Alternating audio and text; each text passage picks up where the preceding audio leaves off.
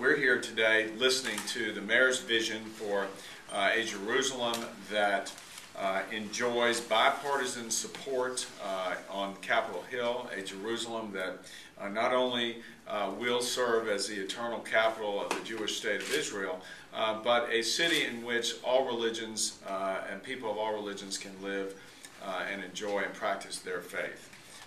We have talked today about some of the land use complications in that city, and I would say as we operate in the larger context of what's going on with the U.S.-Israel relationship, feel it's very, very important that we continue to build bipartisan support for a united Jerusalem and to make sure that we continue to focus, as far as U.S.-Israel relationships are concerned, on the bonds that this country has with Israel, and to make sure that we emphasize the continued threat that Israel faces as our ally, and the fact that Israel's security is synonymous with our own.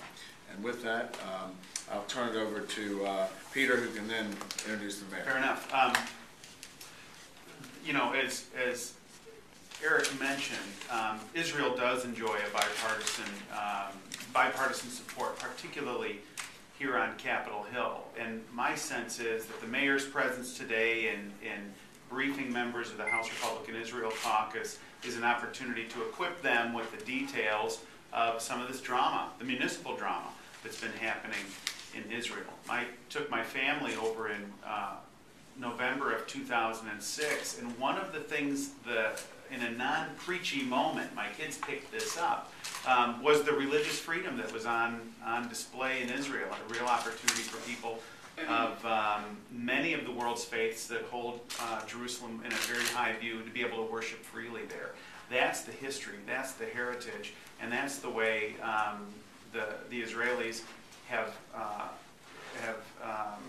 governed Jerusalem since it was united in 1967. So I appreciate hearing from the mayor and hearing his plans as somebody who's trying to run a large municipality in the midst of a great deal of turmoil and conflict.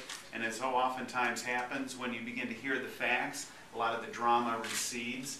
And so I'm really delighted to introduce the mayor. Thank you, sir. Thank you very much, Peter and Eric.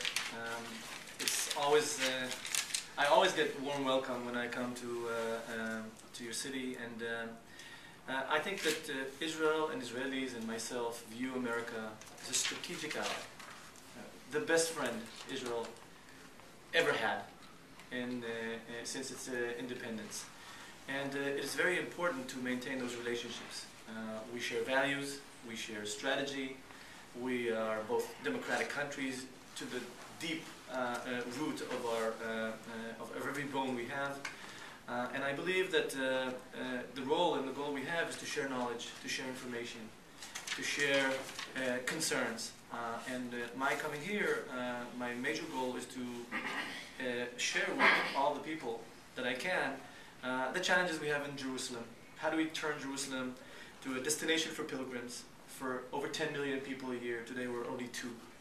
How do we expand freedom of religion? How can we make Jerusalem more attractive and a better place to come and visit? And that's a common goal. The world, when talking about Jerusalem, the world would like to see the positives in the city. Move from side to side, the atmosphere, the culture. That's the Jerusalem we should speak about. And naturally, Jerusalem has to stay united. When people really understand how it's built, the challenges we have inside. Once people zoom into the current planning process, I believe everybody that learns and understands the details gets calm and understands why we have our strategy. And so sharing thoughts here in the Hill is extremely important, and I intend to do that whenever you invite me.